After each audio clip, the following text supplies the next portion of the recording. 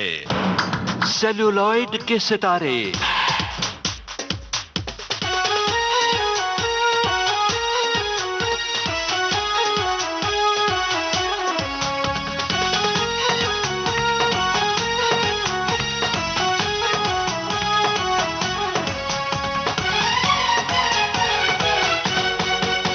दोस्तों नमस्कार।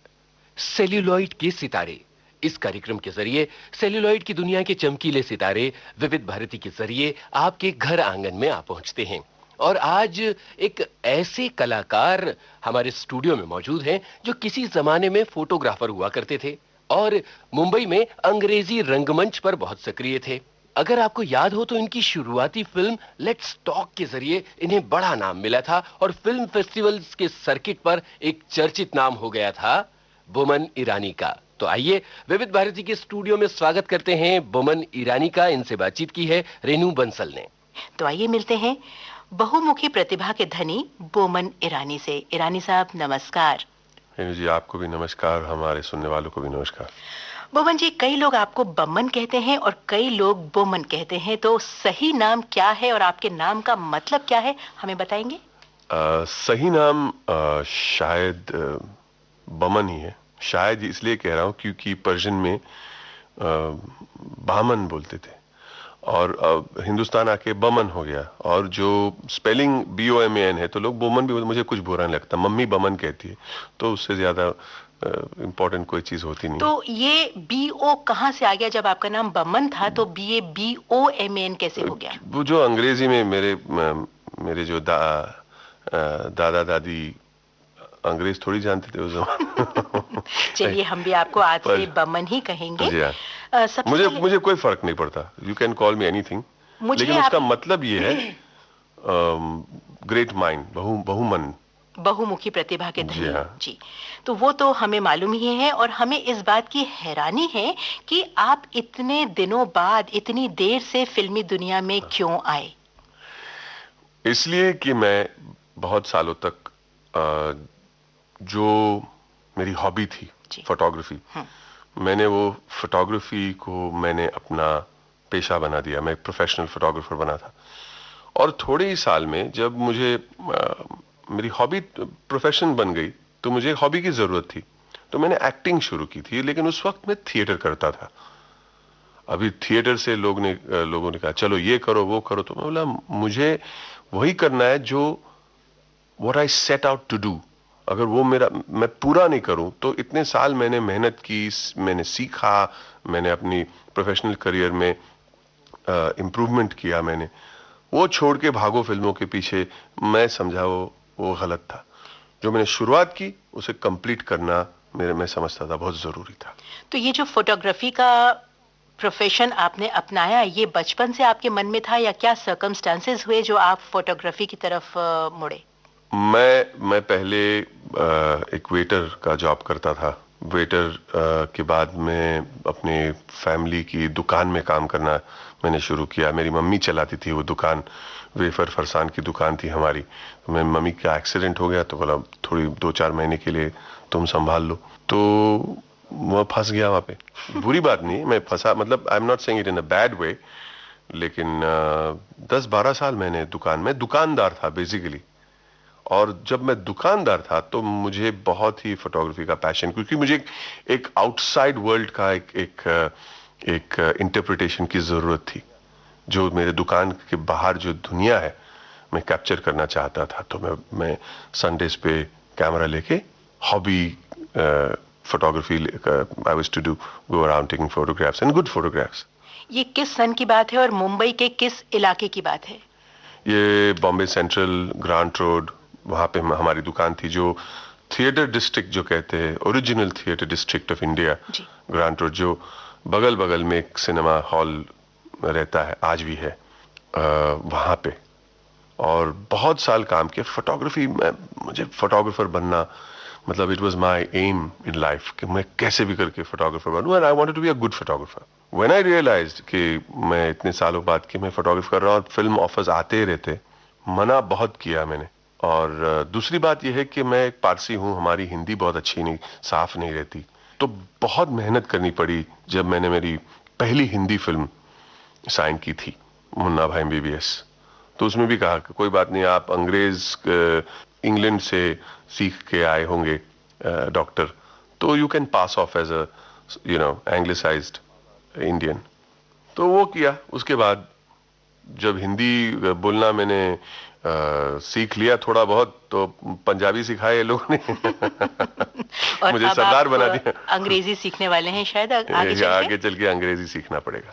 बर्मन साहब, आप कलाकार हैं, संगीत का जो जुड़ाव है बचपन से आपके मन से रहा होगा। जी हाँ। तो उन दिनों में कौन से गाने, किस तरह के गाने आप सुना करते थे, और आज कौन सा गाना आप हमें सुनवाएंगे उन दिनों की याद में? मैं आपको एक बात बताऊं कि उन दिनों में जो भी गाना रेडियो पे बजता था, हम लोग रिकॉर्ड लेते थे, LP लेते थे, मैं मानता हूं उस जमाने में it was a golden age of music. कोई भी गाना बजाए उस जमाने का, वो अच्छा ही लगता था। आज तो बहुत बहुत मुश्किल से कुछ ना कुछ निकलता। आज इन द लास्ट 2-3 इयर्स, 2-3 साल के अंदर संगीत has improved in a big way. लेकिन उस जमाने में आप कोई भी गाना चुन लीजिए, उसमें से मैं तेरे मेरे सपने का गाना सोचता हूं कि बहुत ही अच्छे गाने थे, लोग इतना याद नहीं करते। मैंने कसम ली, देव साहब और मुमताज गाते हैं।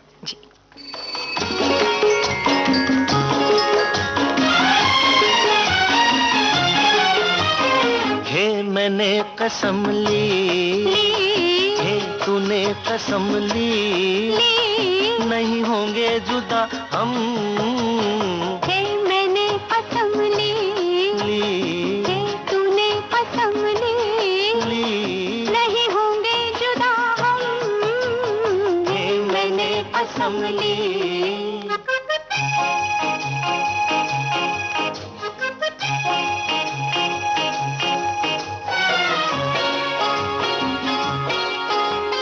सांस तेरी मदिर मदिर जैसे रजनीगंधा, प्यार तेरा मधुर मधुर चांदनी की गंगा।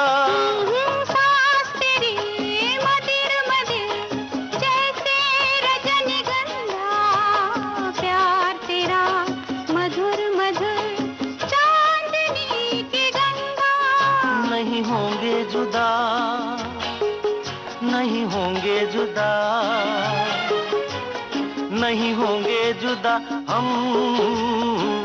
मैंने कसम ली, हे तूने कसम ली, नहीं होंगे जुदा हम।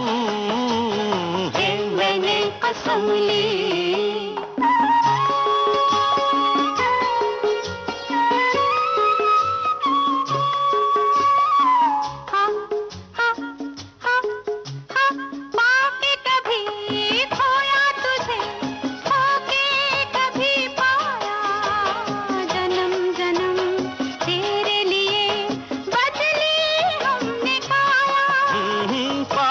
कभी खोया तुझे, खोके कभी पाया, जन्म जन्म तेरे लिए बदली हमने काया। नहीं होंगे जुदा, नहीं होंगे जुदा, नहीं होंगे जुदा हम। मैंने कसम ली, हे तूने कसम ली, नहीं होंगे जुदा हम। हे मैंने कसम ली। इस गाने से पहले हम बात कर रहे थे कि फोटोग्राफी की तरफ आपका मन हुआ और आप एक प्रोफेशनल फोटोग्राफर बन गए, और फिल्मों के लिए आप मना करते रहे। लेकिन आपको देखकर, आपसे बात करके मुझे ऐसा नहीं लग रहा कि जितनी आप समझते हैं कि आपकी हिंदी बुरी है उतनी बुरी है। और इस बात की मुझे सच में हैरानी है कि पारसी होते हुए आपकी हिंदी काफी अच्छी है। तो इसका भी क्या आपके वातावरण का असर है इस पर भी?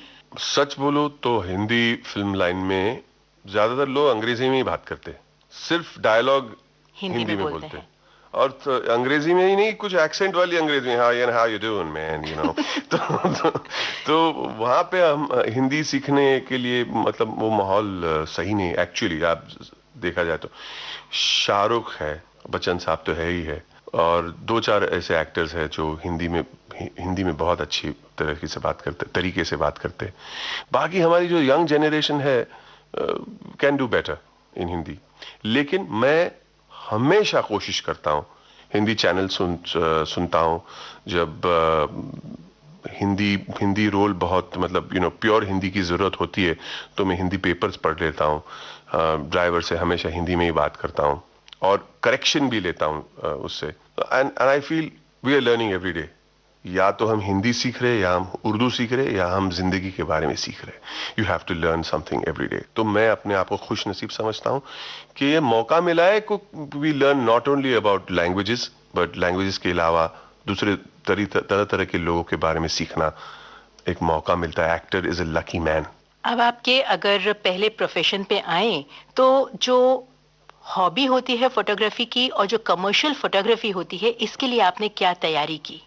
मैं मानता हूं कि अगर आप अपनी हॉबी को जब प्रोफेशनल लाइन में कन्वर्ट करते हैं तो प्रोफेशनल वही होता है जो अपना काम हॉबी समझ के ही करते रहे। मैं आज अगर एक्टिंग करता हूं या अगर मैं आज अगर फोटोग्राफी करूं तो मैं नहीं समझता हूं कि ये मैं प्रोफेशनली कर रहा हूं। मैं ऐसे सोचता हूं कि मैं एक हॉबी ही कर रहा हूं, उसके लिए मुझे पैसे मिल रहे और उसकी जिम्मेदारी होती है, बस उसके अलावा और कुछ नहीं। जितनी भी मेहनत करनी है, जो हॉबी के वक्त जो मेहनत करते हैं हम, वो शायद हम प्रोफेशनल बन के थोड़ा भूल जाते क्योंकि हम पैम्पर हो जाते। लोग हमें बिगाड़ना शुरू कर देते, बमन की बजाय बमन जी बोलना शुरू कर देते। वो बुरी बात है। मैं ये मानता हूँ कि we should not get spoiled. चलिए एक गाना फिर सुनते हैं और फिर बढ़ चलेंगे अपनी बातों की तरफ। एक थोड़ा लाइवली गाना सुन लेते। बिल्कुल। खेल खेल में का गाना with my favourite actors Neetu Singh and Rishi Kapoor. एक मैं और एक तू, नॉट बैड।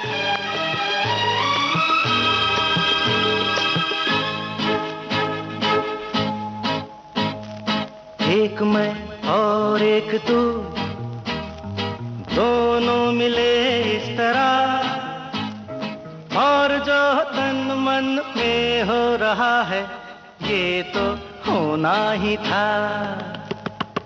एक मैं और एक तू, दोनों मिले इस तरह, और जो तन मन में हो रहा है ये तो होना ही था।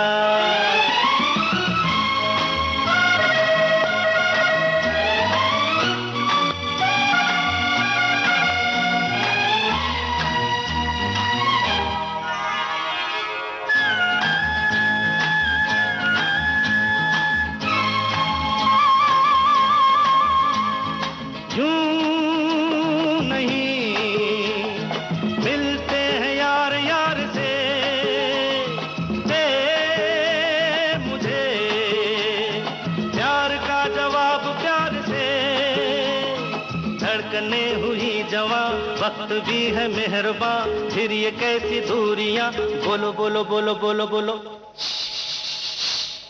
एक मैं और एक तू, दोनों मिले इस तरह, हो एक मैं और एक तू, दोनों मिले इस तरह, और जो तन मन में हो रहा है ये तो होना ही था।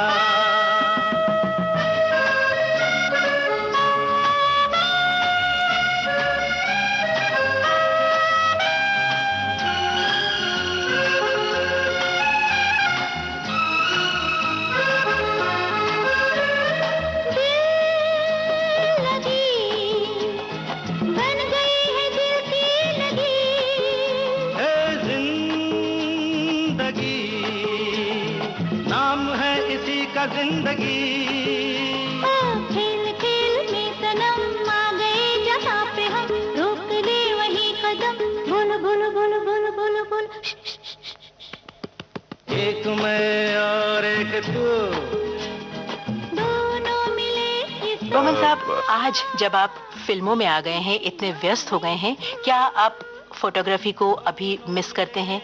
बिल्कुल मिस करता हूँ, लेकिन मैं कहाँ पे भी जाता हूँ तो मेरा कैमरा मेरे साथ ही रहता है, क्योंकि वापस हॉबी बन गया मेरा एक फोटोग्राफी, और एक इनोसेंस के साथ मैं फोटोग्राफ ले सकता हूँ। ऐसे नहीं कि मुझे पैसे मिल रहा है तो ये लेना ही है। मैं अपने मन में जो भी आता है मैं ले सकता हूँ आज की तारीख में, because I can afford the equipment. पहले कभी कभी काम ऐसा करना पड़ता है, पहले इक्विपमेंट को खरीदने के लिए कुछ ऐसे काम करना पड़ता है। आज I can do what I want, तो मैं मिस करता हूँ, लेकिन लाइफ गोज ऑन। अंग्रेजी में कहते हैं the old order change it, you must make place for the new. आपने थोड़ी देर पहले कहा था कि फिल्में आपको ऑफर हुई थी लेकिन आप भाषा की वजह से मना करते रहे। लेकिन ये भी बहुत मानना जरूरी है कि हर काम का एक समय निश्चित होता है। आपको जब फिल्मों में आना था तो रास्ता आपके लिए तभी बना। आपने चाहे जितना सोचा इनकार करें, लेकिन आप आ ही गए। अब जब आप फिल्मों में आ गए हैं तो आपका कैसा लग रहा है? और जो आपकी वो फिल्म थी मुन्ना भाई MBBS, और उससे पहले भी आपने एक फिल्म की थी लेट्स टॉक, वो अंग्रेजी में थी, वो एक्सपेरिमेंटल फिल्म थी जी। उसके बारे में हम पहले जानना चाहेंगे और फिर मुन्ना भाई की बात करेंगे। आपने बहुत सही कहा, एक वक्त होता है कोई भी चीज के लिए, तो that was the right time for me. अगर मैं मेरा ये फोटोग्राफी का जो काम मैं छोड़ के भागा फिल्मों के पीछे, क्योंकि फिल्मों में ग्लैमर है, फिल्मों में पैसा है, I would have done the wrong thing. मैं अपनी कला को मैं, it is like abusing your art. तो मैं छोड़ के भागा नहीं, मैं सोचा कि complete what I had set out to do. फिर राइट टाइम पे हमेशा लोग कहते हैं कि you came too late in film. I say I didn't come one day late और one day earlier, I came at the right time. तो let's talk मैंने किया, एक एक्सपेरिमेंटल फिल्म थी। वो फिल्म कभी रिलीज होने वाली ही नहीं थी। हमने उस फिल्म को शूट किया था डिजिटल कैमरा पे, जो आज हर कोई पिकनिक पे लेके जाता है कैमरा। उसी कैमरा के साथ हमने लेट्स टॉक फिल्म हमने किसी एक घर में शूट किया था 2 एक्टर के साथ। तो एक एक्सपेरिमेंटल फिल्म थी, लो बजट मतलब बजट ही नहीं था, लाइट्स भी नहीं, कुछ नहीं। 2 एक्टर, एक डायरेक्टर सामने बैठता था और एक कैमरा और ऑपरेटर। तो हमने इस फिल्म का प्रीमियर हमने किया था हमारे दोस्त के घर में। 16 दोस्त आके बैठे थे हॉल में, जमीन पे, सोफा पे। फिल्म देखी, तालियां मारी, बोला ये फिल्म तो रिलीज होनी चाहिए। तो हमने उस फिल्म को रीशूट किया। क्यों रीशूट किया मुझे समझ में नहीं आता, क्योंकि हमने उस फिल्म की जो प्योरिटी थी वैसे की वैसे ही रखी हमने। We shooted the way we, जो फिल्म की एक रॉ क्वालिटी थी वो हमने रख के वापस शूट किया। आइडेंटिकल फिल्म 5 दिन 6 दिन के अंदर हमने शूट किया। और फिर हमने दिखाया विनोद चोपड़ा को। विनोद चोपड़ा साहब ने कहा कि ये कौन है ये लंबू, तो उसको बुलाओ मेरे पास। तो बोला नेक्स्ट दिसंबर आप क्या करने वाले? तो नेक्स्ट मुझे कुछ पता नहीं। तो नेक्स्ट दिसंबर ये एक चेक है और ये डेट्स है, आप प्लीज ब्लॉक बुकिंग कर लीजिए। तो बोला कौन सी फिल्म है? तो बोले मुझे पता नहीं, आई हैव नो आइडिया, मेरे पास फिल्म भी नहीं है, फिल्म लिखी भी नहीं है हमने, लेकिन मैं मानता हूं कि नेक्स्ट दिसंबर में एक फिल्म बनाऊंगा जरूर, और वो फिल्म में आप काम करेंगे। तो there is never a right time और there is never a wrong time, there is always a right time to do things. तो आई रियली बिलीव दैट। और मुन्ना भाई MBBS, उस दिन डॉक्टर अस्थाना का जन्म हुआ और आई एम वेरी ग्रेटफुल। और डॉक्टर अस्थाना ने जो आपको एक मुकाम दिया है, एक जगह पे पहुंचाया है, आज आप एक नोन फेस हो गए हैं सबके लिए। सबसे पहले मैं ये जानना चाहूंगी कि जब आपको चोपड़ा साहब ने बुक किया था तब ना आपको पता था ना उनको पता था कि आपको क्या रोल देने वाले हैं। तो ये जो अस्थाना साहब का रोल था, ये जो डीन का रोल था, ये आपके लिए उन्होंने कैसे चुना? और बाद में मैं ये जानना चाहूंगी कि कॉमेडी से ही आपकी शुरुआत हुई। अब मैं नहीं मानता कि वो कॉमेडी रोल था। अगर आप देखें तो Asthana is not trying to do any comedy, हंसाने की कोशिश ही नहीं कर रहा है। वो अस्थाना इतने परेशान है लोगों से, अस्थाना इतने सीरियस और हिटलर किस्म के आदमी, he is not a funny man. लोगों को क्यों फनी लगा कि ये आदमी इतना लोगों को तकलीफ देता है, इतना खड़ूस है, इतना हंसता, वो हंसता भी तो वो नकली है, उसकी हंसी है। उसे डिस्ट्रॉय देखते हुए, उसकी डिस्ट्रक्शन देख के लोगों को बहुत मजा आया। There was no real comedy. मैं ये मानता हूँ, लोगों को लगा कि it is comedy. I feel we were doing it very seriously कि ये आदमी का डिस्ट्रक्शन है, एक हिसाब का विलेन ही है वो he's the villain against humanity, not against the hero, against humanity. लोगों को अच्छा लगा, लोग हंसे। अगर नहीं भी हंसते थे तो Asthana had done his job well. हंसने को भी लेकिन लगे। आप हमारे सभी सुनने वालों की तरफ से ये कॉम्प्लीमेंट मैं आपको दे रही हूँ कि वो रोल या वो पिक्चर हमारे श्रोता जब जब देखते होंगे अपने टेंशन्स भूल के आपकी परेशानी में हंसते होंगे। ये बात तो सच है कि आप परेशान होते थे तो लोगों को उस परेशानी को देखते हुए हंसी आती थी, लेकिन आपने उसमें एक जो कई बार ये बात कही कि डॉक्टर को दिल से काम नहीं लेना चाहिए, दिमाग से काम लेना चाहिए। यहाँ थोड़ा सा कुछ देखने वालों को ऐतराज ये हुआ कि क्यों डॉक्टर को दिल से काम नहीं लेना चाहिए, क्यों अपने पेशेंट्स के सुख दुख उसको नजरअंदाज करने चाहिए। अगर आप डॉक्टर अस्थाना की जो पहली स्पीच कॉलेज में अगर आप सुने तो मैं मानता हूं कि I agree also with him कि अगर डॉक्टर हर पेशेंट के साथ अगर दोस्ती करेंगे तो it is becomes difficult. Patient बहुत बीमार होता है, कभी कभी मर जाता है, तो वो अटैचमेंट रखना एक्चुअली प्रोफेशनल माना जाता है। He is not wrong. लेकिन एक बात और भी तो है कि डॉक्टर के मुंह से निकले दो सिंपैथी के शब्द मरीज को आधा ठीक कर देते हैं। ये करेक्ट है, इसलिए द मूवी वर्क्स और मुन्ना भाई इस कैरेक्टर वर्क्स, क्योंकि doctor Asthana is not completely wrong.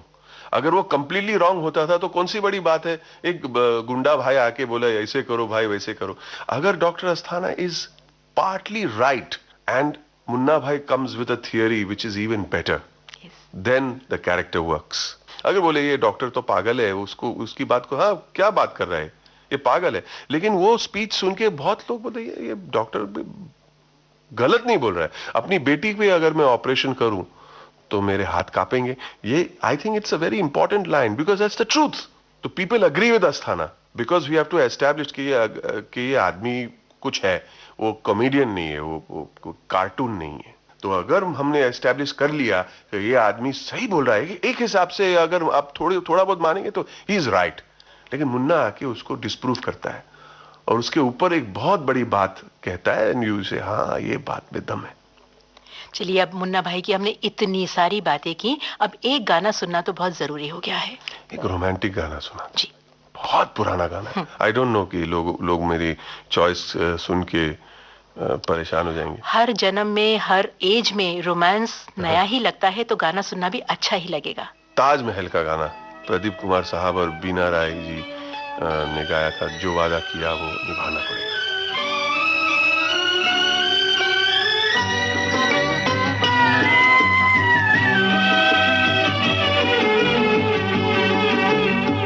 जो वादा किया वो निभाना पड़ेगा, रोके जमाना चाहे रोके खुदाई तुमको आना पड़ेगा।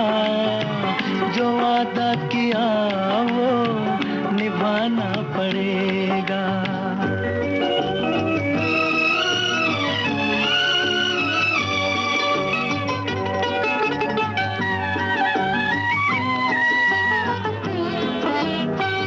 तरसती निगाहों ने आवाज दी है, मोहब्बत की राहों ने आवाज दी है।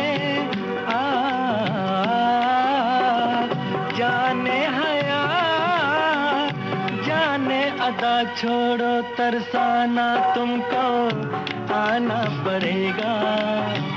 जो वादा किया वो निभाना पड़ेगा। ये माना हमें जाते जाना पड़ेगा, पर ये समझ लो तुमने जब भी पुकारा हमको आना पड़ेगा। जो वादा किया वो निभाना पड़ेगा।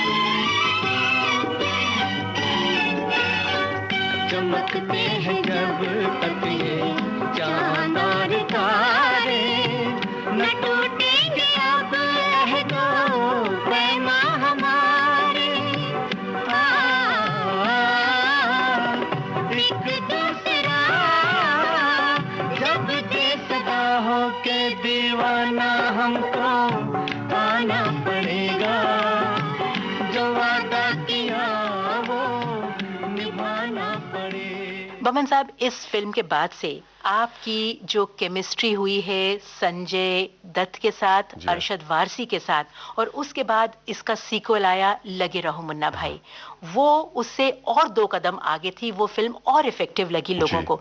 इसके बारे में आप कुछ बताएंगे? जब लगे रहो मुन्ना भाई हमारे दोस्त राजकुमार हिरानी लिख रहे थे, तो मैं मानता हूँ I don't think there was anyone under so much pressure, क्योंकि लोग बोलेंगे देखने तो जाएंगे ही जाएंगे, ओपनिंग तो बहुत जबरदस्त मिलने वाला है ये, क्योंकि लोग want to go and see Munna Circuit. लेकिन राजकुमार हिरानी वहां पे अटक नहीं गए, बोला ओपनिंग तो जबरदस्त मिलेगा, लेकिन हमारे दोस्त, हमारे जो देखने वाले हैं, हमारे जो चाहने वाले, उनको लेट डाउन नहीं करना चाहिए, and we should not let ourselves down. तो ऐसी फिल्म लिखनी चाहिए जो ओरिजिनल से बढ़ के हो, and that's not easy.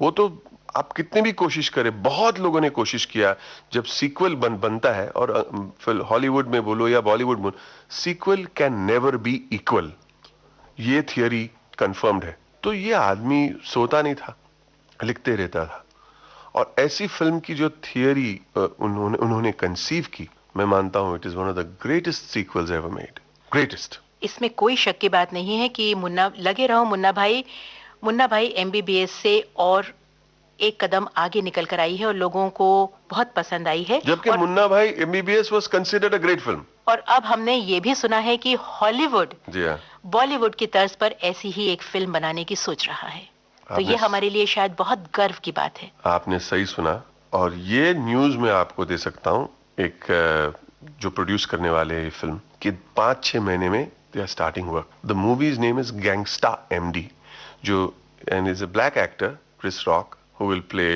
the Munna Bhai role. तो फिल्म का नाम है गैंगस्टा MD।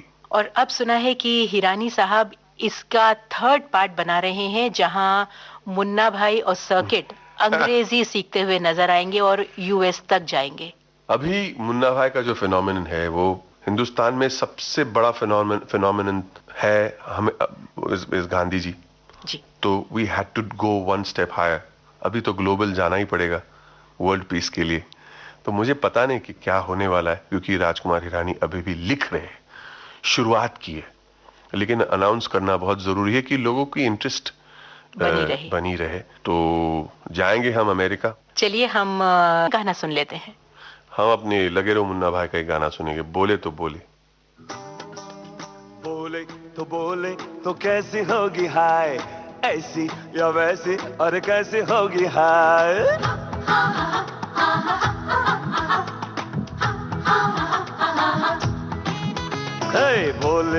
बोले तो कैसी होगी हाय, ऐसी या वैसी, अरे कैसी होगी हाय। अपन को जैसी मांगता है वैसी होगी हाय।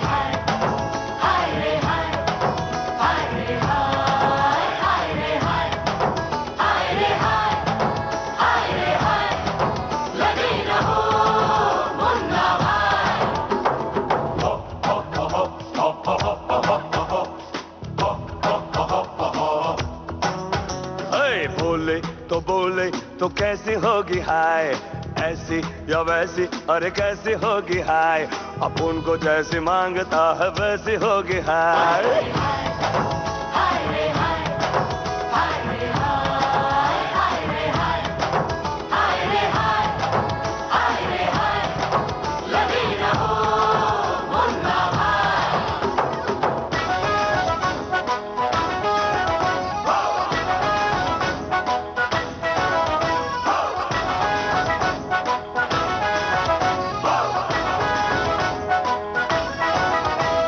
ख्वाबों में वो अपन के रोज रोज आए, खोपड़ी के खोपचे में खलबली मचाए।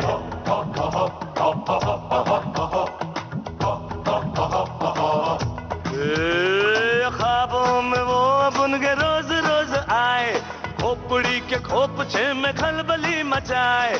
खाली पीली भेजा साला यूं ही फड़फड़ाए।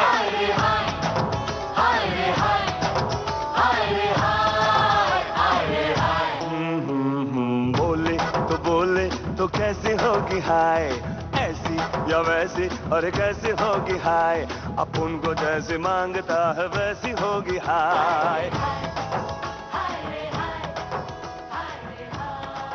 सेल्यूलॉइड के सितारे, इस कार्यक्रम में आप सुन रहे हैं सुप्रसिद्ध फिल्म अभिनेता बमन ईरानी से रेणु बंसल की बातचीत। अब आपको ये बोलना पड़ेगा बमन साहब कि जब आप इन दोनों फिल्मों में काम कर रहे थे तो मैंने पहले भी जानना चाहा था कि आपकी जो केमिस्ट्री थी संजय दत्त के साथ, अरशद वारसी के साथ, और सेट पे ऐसा क्या क्या होता था, क्योंकि पूरी फिल्म का जो माहौल था बहुत ही हल्का था और जो भाषा इसमें इस्तेमाल की गई थी वो टिपिकल बम्बई वाली भाषा थी। राइट। अभी क्या है, मेरी केमिस्ट्री संजय दत्त के साथ जबरदस्त हुई थी because Sanjay Dutt is a nice man.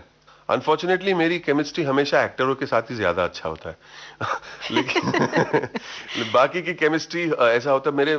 मेरे सब जगह जाता हूँ ये बात सुनाता हूँ, मेरे सब दोस्त बोलते हैं, अरे you are so lucky, you get to work with all beautiful heroines, Sushmita Sen and Priyanka Chopra and लेकिन प्रॉब्लम क्या है कि हाँ मैं काम करता हूँ लोगों के साथ बट एज द डैडी। मैं यही कहने वाली थी कि मेरी सारी जो सिंपैथी है आपकी तरफ है कि या बहन होगी या आपकी बेटी होगी। हाँ लेकिन दैट्स ओके, मुझे कोई प्रॉब्लम नहीं लेकिन द फैक्ट इज के केमिस्ट्री और सेट पे एंजॉयमेंट लेवल बहुत हाई होना चाहिए। अगर हम अपनी फिल्म बनाते वक्त हम एंजॉय नहीं करते तो ऑडियंस 101% विल नॉट एंजॉय। अगर फिल्म के सेट पे टेंशन होता है तो कैमरा कभी झूठ नहीं बोलता, वो कैप्चर होता है दो एक्टर के बीच में और ऑडियंस उसे पकड़ लेती है और उसमें बिल्कुल मजा नहीं आता। इसलिए बहुत इंपॉर्टेंट है जो हमारे एक्टर्स है, संजू है, अक्षय कुमार है, बच्चन साहब भी एक जमाने बहुत करते कि हमेशा कुछ ना कुछ प्रैंक्स करते रहते हैं और वो एक एनर्जी रहती है सेट पे।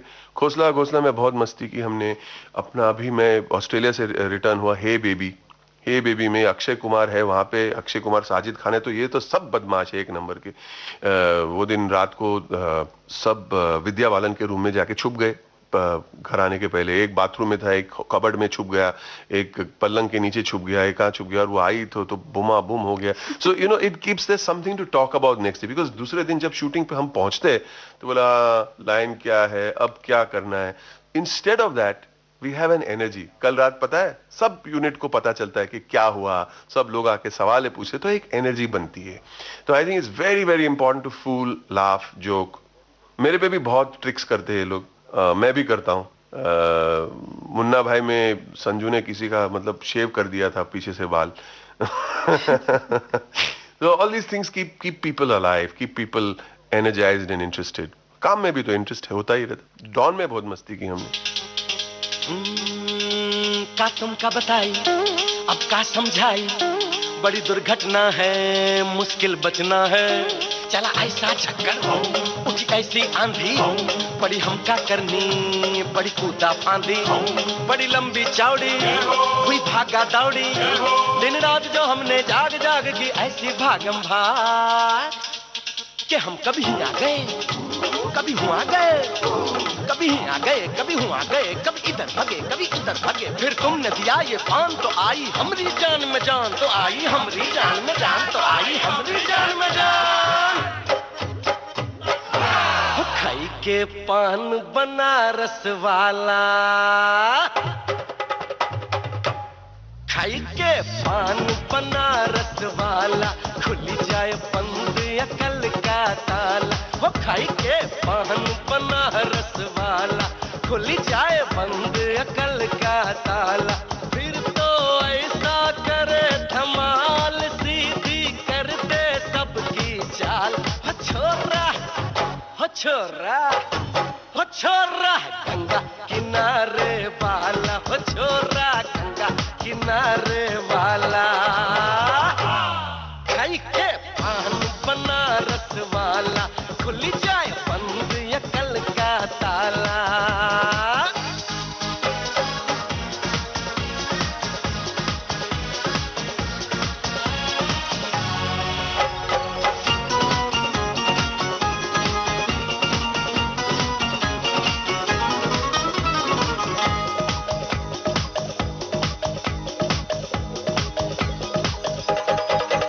अरे राम दुहाई, कैसे चक्कर में पड़ गया, हाय हाय हाय।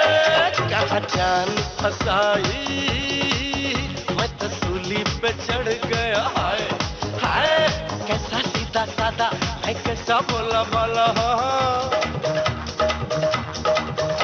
अरे कैसा सीधा साधा, मैं कैसा भोला भाला, जाने कौन घड़ी में पड़ गया पढ़े लिखों से पाला। मीठी छुरी से हुआ हलाल, छोरा गंगा किनारे वाला, छोरा गंगा किनारे वाला। खाई के पान बनारस वाला, खुली जाए बंद अकल का ताला। बमन साहब, वैसे सुना है कि शाहरुख जो हैं वो भी लाइट हार्टेड हैं, बहुत मजाक करते हैं, बहुत घुल मिल के रहते हैं। तो उनके साथ बातचीत, मतलब उनके साथ फिल्म करने में कैसा एक्सपीरियंस रहा? और उस फिल्म में प्रियंका चोपड़ा भी थी और थोड़ा सा रोल करीना कपूर ने भी किया था। मैं मानता हूं कि जो शाहरुख, उनकी एनर्जी है, सेट पे आते ही सब लोग का मूड चेंज हो जाता है। एवरीबडी इज हैप्पी, शाहरुख आया, एवरीबडी इज वेरी हैप्पी। और हमेशा शूटिंग के जो पूरे दिन बहुत मेहनत करता है, मस्ती करते रहता है, छेड़ते रहता है सब लोग को। लास्ट 20 मिनट प्रोग्राम करता है कि शाम को क्या करेंगे, हमेशा। तो एक next, we always looking forward to doing something. अभी मैंने डॉन की डीवीडी देखी, उसमें मेकिंग ऑफ डॉन देखी और शाहरुख का इंटरव्यू भी देखा। उस पर शाहरुख ने कहा, हम डॉन बनाते वक्त हम लोग रोज रात को PS2 वीडियो गेम्स खेलते थे शाहरुख के रूम में, और एक भी गेम मैं नहीं जीता, वो सब गेम जीतता था। इतना झूठ बोलता है शाहरुख।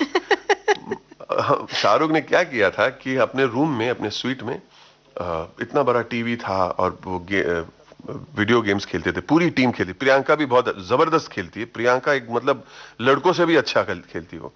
और इतनी बड़ी ट्रॉफी रखा था शाहरुख। बोले लास्ट डे पे हम लोग चैंपियनशिप रखेंगे और जो चैंपियन रहेगा ये ट्रॉफी घर पे लेके जाएगा। तो बोला आज चैंपियनशिप, तो बोला हाँ आज चैंपियनशिप। और वो हार जाता तो बोला नहीं कल चैंपियनशिप। और डीवीडी पे दुनिया को सुनाने के लिए उसने कहा कि बमन एक भी गेम नहीं जीता। अभी क्या सच है क्या गलत है, मैं अभी ऑल इंडिया रेडियो पे सुना रहा हूँ लोगों को, मैं कोशिश कर रहा हूँ कि फैक्ट्स याद। लेकिन Shahrukh is truly a people's person, चाहे वो स्पॉट बॉय हो या कैमरामैन हो, he knows how to connect with people and we connected great. I very very fond of him.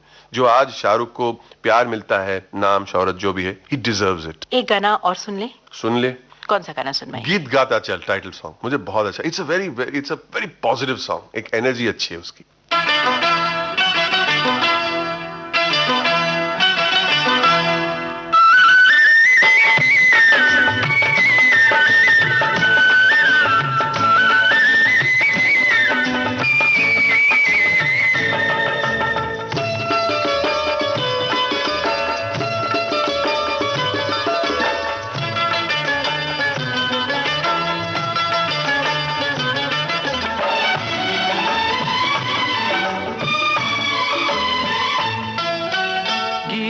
गाता चल ओ साथी गुनगुनाता चल, गीत गाता चल ओ साथी गुनगुनाता चल। ओ बंधु रे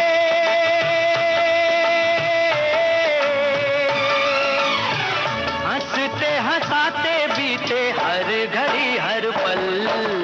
गीत गाता चल ओ साथी गुनगुनाता चल, ओ साथी गीत गाता चल ओ साथी गुनगुनाता चल।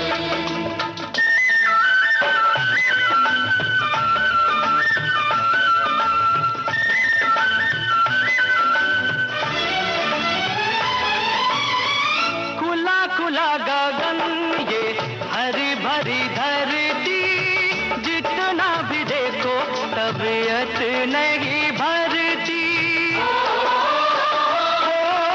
सुंदर से सुंदर हर एक रचना, फूल कहे कांटों में बेसी को हंसना। तो राही रे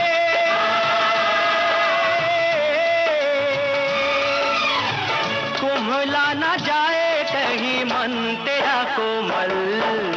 गीत गाता चल ओ साथी गुनगुनाता चल, ओ साथी गीत गाता चल ओ साथी गुनगुनाता चल।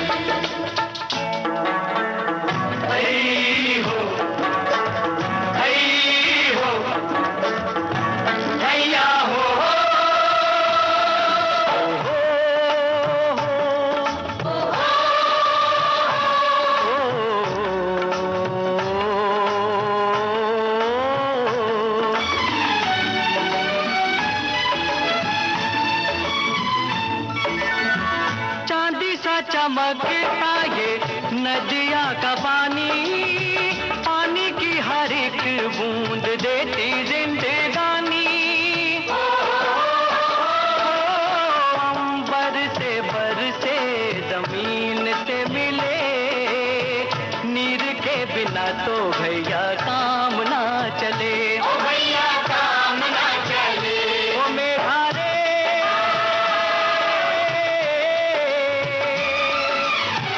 जल जो न होता तो ये जग जाता जल, गीत गाता चल ओ साथी गुनगुनाता चल, ओ साथी गीत गाता चल ओ साथी गुनगुनाता चल।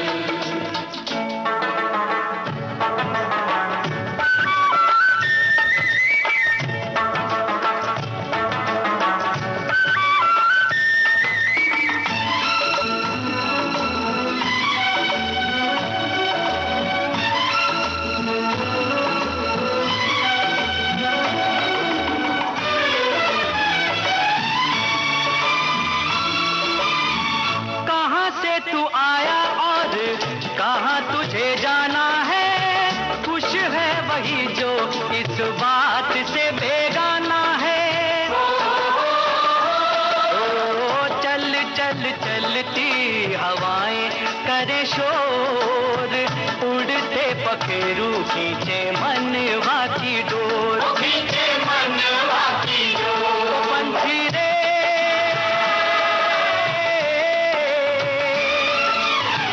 पंछियों के पंख लेके हो जा तू ओझल, गीत गाता चल ओ साथी गुनगुनाता चल, ओ साथी गीत गाता चल ओ साथी। चलिए अब थोड़ी सी बात करते हैं खोसला का घोंसला फिल्म की। ये भी बहुत ही अच्छी पिक्चर थी और इसने भी लोगों को बहुत इम्प्रेस किया, बहुत हंसाया।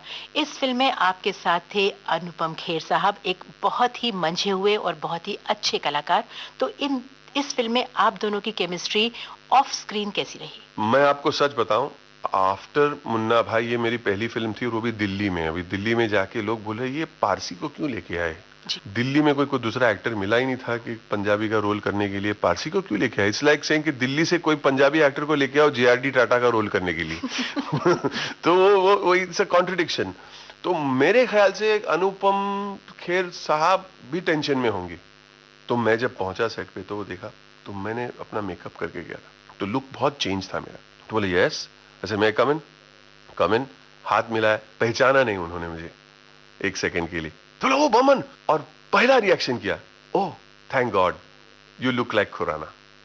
तो उनको भी एक टेंशन था उस वक्त कि ये बमन ईरानी जो उन्होंने देखा ही नहीं था आज तक, मेरा कोई फिल्म कभी कुछ नहीं देखा था, पहली बार। तो बोला I am so glad you look like Khurana. और मतलब उनका जो इन्वॉल्वमेंट था उस फिल्म में एज अ स्पिरिट था उनका। मतलब ये अनुपम खेर साहब ने बहुत ये फिल्म को ऐसे बांध के लोगों को रखा था कि to do a good job. बहुत उनका बड़ा हाथ है उसमें। लगे रहो मुन्ना भाई में भी आपका पंजाबी का रोल था और इस फिल्म में भी एक सरदार का रोल था। तो इस रोल के लिए आपको कितनी पंजाबी सीखनी पड़ी और कितनी पहले से आती थी आपको? मुझे पंजाबी एक एक वर्ड मुझे मालूम नहीं था, लेकिन जिस दिन मैंने राजू को पूछा कि वाई सरदार, तो बोले सरदार मुझे चाहिए ये रोल में। मेरे को क्यों सरदार? बोले इसलिए कि जब ये सरदार लास्ट में टूटेगा तो उसमें और मजा आएगा कि इतना स्ट्रॉन्ग, बड़ा, टॉल, एग्रेसिव आदमी जो टूटेगा तो लोगों को और फील होगा। अगर रोली पोली डैड जो शुगर डैडी बोलते हैं, जो स्वीट किस्म के फादर होते थे और जब वो रोते थे तो लोगों को इतना बुरा नहीं लगता था, लेकिन अगर वो एकदम सॉलिड आदमी तो बोला पंजाबी, अच्छा ठीक है। तो कल से मैं प्रेपरेशन करता हूँ। तो मैं जाता था Sion Koliwada, but it was very important to sit and enjoy the company of the Sardar community, क्योंकि ये लोग इतने हैप्पी होते हैं, ओपन होते, कोई बात छुपाते नहीं है। फिर मैं ग्रांट रोड जाके लैमिंगटन रोड वहाँ जो ऑटो स्पेयर पार्ट मार्केट में जाके दुकान में बैठता था, गल्ले पे उन लोगों के साथ बैठ के बातें करते रहता था और उनका वीडियो लेते रहता था और ओपनली सब बात सुनाते। तो 6-8 महीने से मैं प्रिपेयर करता था, क्योंकि इसलिए नहीं कि मैं सोचता हूँ कि मैं एक ग्रेट काम करूँ या ग्रेट एक्टिंग करूँ, इसलिए उसके बारे में मुझे पता ही नहीं था कुछ। तो एटलीस्ट कुछ तो इन्फॉर्मेशन जमा करके कुछ तो करूँ। सेट पे जाके मैं करूँगा क्या, तो पहले वो टेंशन रहता था कि सेट पे जाके मैं करूँगा क्या, फिर try and do a good job. तो पहले ABCD तो सीखनी चाहिए कैरेक्टर के बारे में। फिर गुरुद्वारे में जाता था। और इम्पोर्टेंट बात यह है कि हम उस वक्त फिल्म एक बैन हो गई थी, जो बोले सो निहाल, तो हम भी टेंशन में आ गए थे कि लोग सेंसिटिव भी हो सकते। लेकिन बहुत ये बहुत बड़ी बात है कि ये जो कैरेक्टर है थोड़ा नेगेटिव कैरेक्टर है, लकी सिंह थोड़ा, ही इज अ विलन, लेकिन किसी ने एक ऑब्जेक्शन नहीं की, इसलिए कि हमने वो सरदार का मजाक नहीं उड़ाया और सरदार को एक्यूरेटली हमने पोर्ट्रे किया। और आज कोई भी सरदार को भी मिलता हूं तो इसे वेरी गुड जॉब, और वो सबसे इंपॉर्टेंट है। और आप जब आज अपने आप को पर्दे पर देखते हैं तो आपको लगता है कि जो मेहनत आपने की वो पूरी सफल हुई? देखिए, मैं कभी भी आई am not happy with my work, कभी भी सोचता हूं अरे ये करना चाहिए, ये डालना चाहिए था वहां पे, लेकिन एक दो कॉम्प्लीमेंट मैंने इतने अच्छे सुने कि I feel it was worthwhile. तो किसी ने, एक सरदार ने मुझे मैसेज भेजा, are you sure you are a Parsi? I thought that's a very nice compliment. एक गाना और सुनवा दीजिए। चक दे फट्टे, थोड़ा सा गा चक दे फट्टे, ओ दुनिया खेल तमाशा, ओ टेढ़ी मेढ़ी भाषा, ओ डिश विश ठाटू शूशा, ओ चक दे फट्टे, ओ चक दे चक दे चक दे चक दे चक दे फट्टे।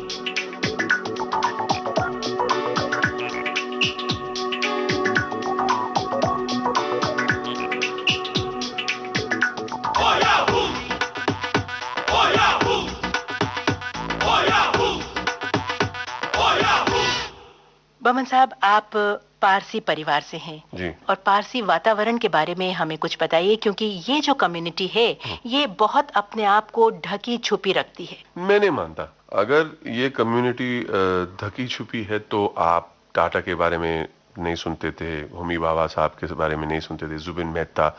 आई थिंक कि हमारी पारसी कम्युनिटी में कुछ 65-70,000 पारसीज बचे हैं जी। लेकिन वो अगर आप रेशियो देखेंगे तो हर कोई फील्ड में एक पारसी अपना नाम रोशन कर रहा है। तो आई डोंट थिंक इतनी ढकी छुपी कम्युनिटी है, मैं नहीं मानता हूँ। आपको ऐसे लग रहा है क्योंकि पारसी अपने पारसी कॉलोनी में रहते। That's the only reason. नहीं तो बाहर इफ यू सी के पारसी, अगर आप सिद्धिविनायक मंदिर में देखेंगे, आप चर्च में देखेंगे, माहिम के चर्च में, आप सब जगह पारसी को बाहर देखेंगे। फ्रेंड सर्कल इतनी वाइड होती है और हर कोई इंसान बॉम्बे में रहता है, उनका एक पारसी दोस्त जरूर होता है या एक पारसी टीचर जरूर होती है। तो आप अपने परिवार के बारे में बताइए कि आपके परिवार में कौन कौन है? मम्मी है, मम्मी ने मुझे बड़ा किया, सिंगल पेरेंट है। मेरे डैड हम सब बहुत छोटे थे तब गुजर गए थे। फिर मैंने शादी की। My wife's name is Zenobia. I have 2 sons, Danish and Kayoji. One is 21, one is 18। और एक लैला है, गोल्डन रिट्रीवर डॉग है। मैं समझ गई। और हम मानते हैं कि हमारी बेटी है वो जी। और हमारे जो साथ काम करते हैं घर में, पैदरीन है, संध्या है, हमारा ड्राइवर जकरिया है, मोहन जो मुझे सेट पे हेल्प करता है, और महेंद्र मेरा मेकअप आर्टिस्ट, ये हमारी परिवार है। तो आपके घर में आज भी पुरानी परंपराएं चलती हैं या उनमें भी कुछ नयापन आया है? आई थिंक चेंजेस तो होने ही चाहिए। You must move with the times. पुराने ख्याल तो रहने ही चाहिए, पुराने उसूल रहने चाहिए, पुराने ख्यालात I think we can change from time to time. थोड़ा मॉडर्न होना कोई बुरी बात नहीं, लेकिन प्रिंसिपल्स पुराने जो हमारे नाना नानी दादा दादी सिखाते थे वो सबसे इंपॉर्टेंट होते। वो दोज शुड नेवर चेंज, और वो उससे कभी कॉम्प्रोमाइज नहीं करना चाहिए। अमन साहब, आज भी आपके घर में पात्रानु फिश और धान शाक बनता है या नहीं बनता है? बिल्कुल बनता है, 110% बनता है। लेकिन प्रॉब्लम यह है कि मैं आज वेट रिड्यूस करने की कोशिश कर रहा हूँ। मेरी अपकमिंग फिल्म है गोल, जिसमें मैं एक फुटबॉल कोच हूँ। तो फुटबॉल कोच रोली पोली नहीं हो सकता है, तो वो सब पात्रानी मच्छी, सली बोटी, फारचा, धन साग, पाटिया सब बंद है जी, बंद है। आप मुझे याद मत दिला दीजिए please, I am feeling very bad. चलते चलते एक गाना और सुनवा दीजिए। Aradhana film, some of the greatest music on one LP. एक एलपी पे वो लॉन्ग प्लेइंग रिकॉर्ड था, गुनगुना रहे हैं। I love that song.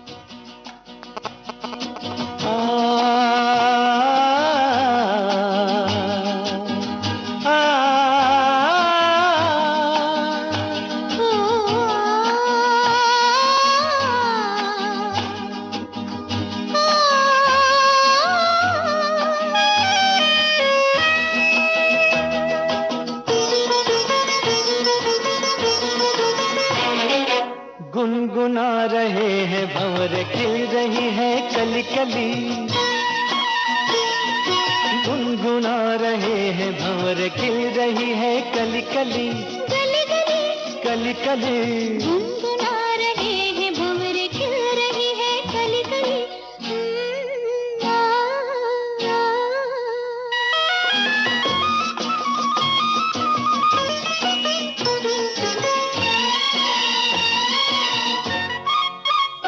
जरा देखो सजन, बेईमान भौरा कैसे मुस्काए। हाय कलियों शर्माए, घूंघट में गोरी जैसे छुप जाए। हाय जरा देखो सजन, बेईमान भौरा कैसे मुस्काए। हाय कलियों शर्माए, घूंघट में गोरी जैसे छुप जाए। हाय रुत ऐसी हाय कैसी ये पवन चली गली गली।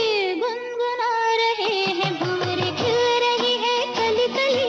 गली गली कली कली गुनगुना रहे हैं भंवर, खिल रही है कली कली।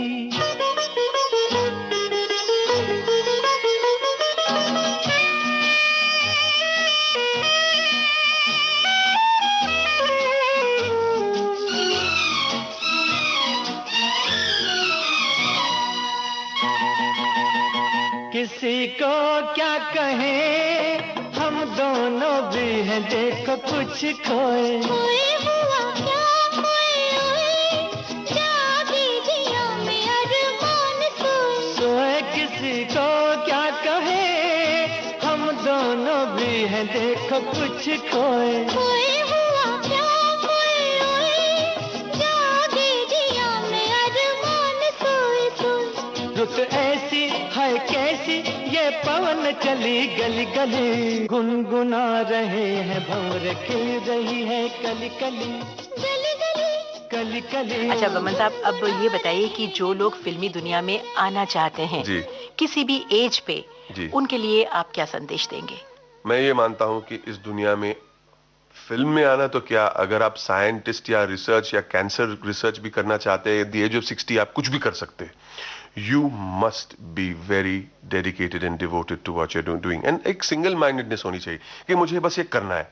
उसमें मेहनत है, और टाइम के बारे में सोचना ही नहीं चाहिए कि 6 महीने हो गए, 1 साल, बस करना है, करना है। फिर 5 साल लगे, 10 साल लगे, आपको बस मेहनत करना है। आपको देखकर मुझे एक बात और पूछने की इच्छा हो रही जी, है, पूछिए। पूछ ही लेती हूँ कि आपने कभी मॉडलिंग की दुनिया में आने की कोशिश क्यों नहीं की? मैं मॉडलिंग की दुनिया में उस जमाने जो मॉडल का जो डिस्क्रिप्शन होता था, इज कि suppose to be very good looking. ना, I am not good looking, so I never thought that I would be a model. लेकिन मैंने मॉडलिंग एडवर्टाइजिंग बहुत की, मैंने एज अ कैरेक्टर एक्टर मैंने 150 एड फिल्म्स में काम किया है। मॉडलिंग की दुनिया, लोग क्या मिलिंद सोमन है, अर्जुन रामपाल है, तो उनके टक्कर में मैं कहाँ। 2 कॉमेडी फिल्मों के बाद मैं बात कर रही हूँ एकलव्य की। मैं बोलता हूँ it is one of the most visually stunning films in a long time. एक और फिल्म हनीमून ट्रैवल। वो एक कॉमेडी है, लेकिन एक सेंसिटिव कॉमेडी है, रोमांटिक कॉमेडी भी है। बमन जी, आने वाली फिल्मों के बारे में बताइए, उनमें आपके कौन-कौन से किरदार हैं, किस-किस रंग के किरदार हैं? आधी फिल्म शूट की हमने ऑस्ट्रेलिया में, हे बेबी, बहुत अच्छी फिल्म है, साजिद खान की डेब्यू फिल्म है, अक्षय कुमार है, रितेश देशमुख है, फरदीन खान है, विद्या बालन है, मैं हूँ। और हरमन बावेजा की डेब्यू फिल्म है, लॉन्च फिल्म है, लव स्टोरी 2050, उसमें प्रियंका चोपड़ा भी है और मैं हूँ। और उसमें मैं मैड साइंटिस्ट हूँ जो टाइम मशीन डिस्कवर करता हूँ, इन्वेंट करता हूँ। और अब मैं लंदन जा रहा हूँ गोल फिल्म के लिए, जिसमें जॉन इब्राहिम है, अरशद वारसी है, बिपाशा बासु है, मैं हूँ। बमन साहब, आपका स्टूडियो में आने के लिए बहुत शुक्रिया, नमस्कार। थैंक यू वेरी मच, बहुत ही मजा आया रेणु जी। सेल्यूलॉइड के सितारे, इस कार्यक्रम में आपने सुनी सुप्रसिद्ध अभिनेता बमन ईरानी से रेणु बंसल की बातचीत। हम आपको बता दें, इस कार्यक्रम की संयोजिका थी कमलेश पाठक, प्रस्तुति सहायक PKA नायर और प्रस्तुतकर्ता राकेश जोशी। तो अब आज का पिटारा बंद।